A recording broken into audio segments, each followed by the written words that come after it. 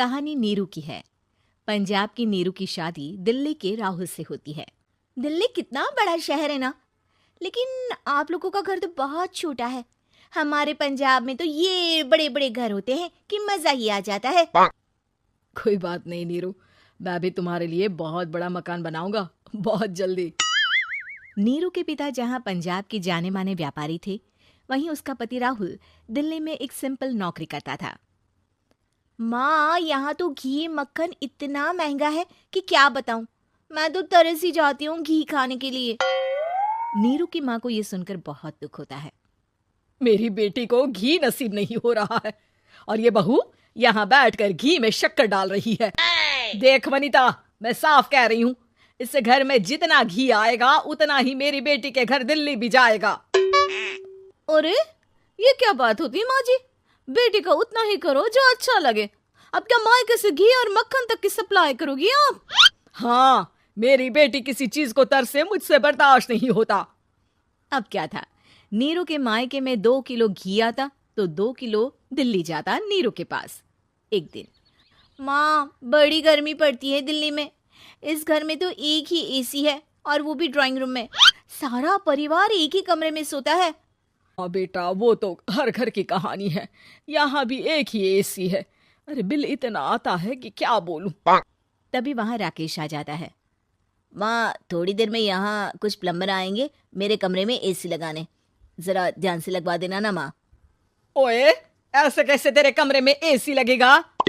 हाँ हाँ राकेश, एक बार बात तो कर लेता। अरे पापा, वो वनिता को गर्मी में नींद नहीं आती। ड्राइंग रूम में सबके साथ सोने में वो अनकंफर्टेबल है, इसलिए। अरे पूरे परिवार के साथ वहां तेरी बहन नीरू भी तो सोती है, वो नहीं हो रही क्या अनकंफर्टेबल? समझ रहा है ना? अगर एसी लगेगा तो एक दिल्ली में तेरी बहन के कमरे में भी लगेगा, तभी तू लगा सकेगा। राकेश वनिता को सारी बात बताता है। वनिता करती भी क्या, मन मार कर बैठ जाती है। माँ, ये लोग ठीक नहीं है, क्या करूं मैं? अरे बेटी, यहाँ आ जा, तू यहाँ आकर रह ले।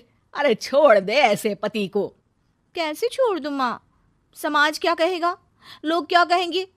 वैसे भी मेरा एक बेटा है मयंक। अरे हटा बेटा, तेरी उम्र ही क्या है, इतनी परेशान रहेगी तो काम कैसे चलेगा। खैर, बात आई गई हो जाती है। माँ को लगता है कि नीरू ठीक है, तो वहीं नीरू के मन में एक ही लाइन चल रही होती है, यहाँ आजा।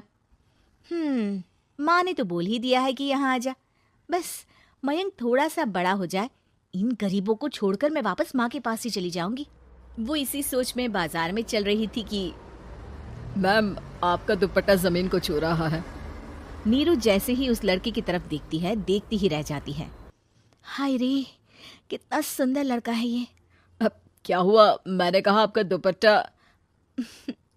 तो खुद ही उठाकर दे दो ना। लड़का समझ जाता है कि नीरू उस पर फिदा हो चुकी है। वो उससे उसका नंबर लेकर चला जाता है। अब क्या था, नीरू और रोहित में लगातार बातें होने लगती है। मैं हरियाणा का रहने वाला हूँ, यहाँ एक बड़ी कंपनी का मैनेजर हूँ।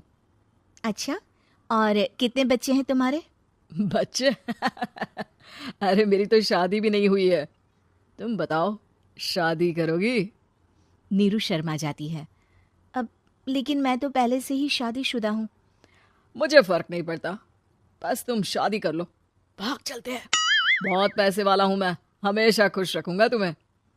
नीरू रोहित से मिलकर सारा प्लान बना लेती है और फिर एक दिन घर से भाग जाती है। दोनों शादी कर लेते हैं। शादी के बाद, क्या बात है नीरू, तुम्हें परेशान सा देखता हूँ, सब ठीक तो है ना? हाँ हाँ, सब ठीक है।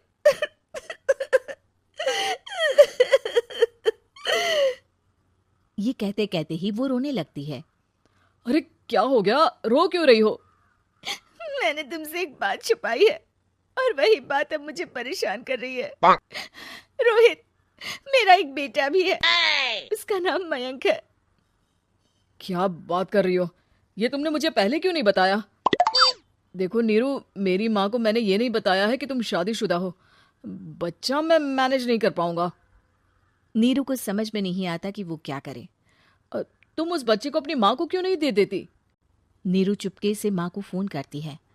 माँ, क्या मयंक को तुम रख सकती हो? बेटा, मैं राकेश के साथ बात करती हूँ। आखिर घर का बेटा वही है, जो वो बोलेगा। वैसे भी बेटा, तूने जो किया है ना, उसके बाद से पूरा घर तेरी बुराई कर रहा है। मैं भी अब किसी से तेरे लिए लड़ नहीं सकती। राकेश बेटा, नीरू ने तो जो किया बहुत ही बुरा किया, लेकिन मैं सोच रही थी कि क्यों ना मयंक को हम यहाँ ले आए। तभी वनीता बोल पड़ती है। वाह जी, ऐसे कैसे यहाँ ले आए? यहाँ क्या भंडारा भरा है? और जिस बच्चे की माँ ने नहीं सोचा, उसके लिए हम क्यों सोचे? नीरू को एक बार तो अपने बच्चे के बारे में सोचना चाहिए था ना।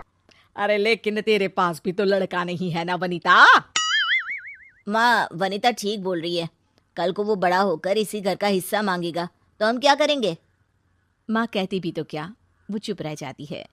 वहीं नीरू का पहला पति कहता है, माँ, अगर आज भी वो वापस आ जाए तो मैं उसे माफ कर दूंगा। बेटा, गरीबी चीज ही ऐसी है, क्या करेगा। तू तो अब मयंक का सोच।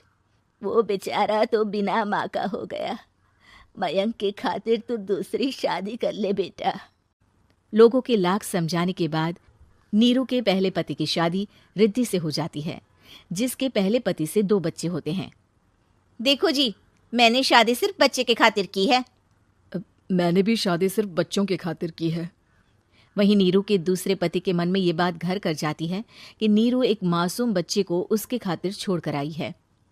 अब देखो नीरू, मुझे लगता है कि जो औरत अपनी कोख का बच्चा छोड़ सकती है, वो तो कुछ भी कर सकती है। कल को तुम्हें मुझसे अच्छा कोई मिल गया तो तुम तो मुझे भी बाय बाय कर दोगी ना। नीरू को अब उसका दूसरा पति ताने देना शुरू कर देता है। तंग आकर नीरू उसके यहाँ से भागकर अपने पहले पति के पास चली जाती है। लेकिन ससुराल में क्या लेने आई है नीरू, मयंक को? नहीं नहीं सासू माँ, मुझसे गलती हो गई, मुझे माफ कर दीजिए। नीरू, अब वक्त खत्म हो गया है, मेरी शादी हो चुकी है। तो छोड़ दो ना उसे, हमारा बच्चा है।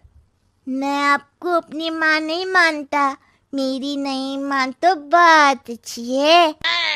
नीरू मयंक की बात सुनकर समझ जाती है कि उसके पास अब ना आसमान रहा ना ही जमीन।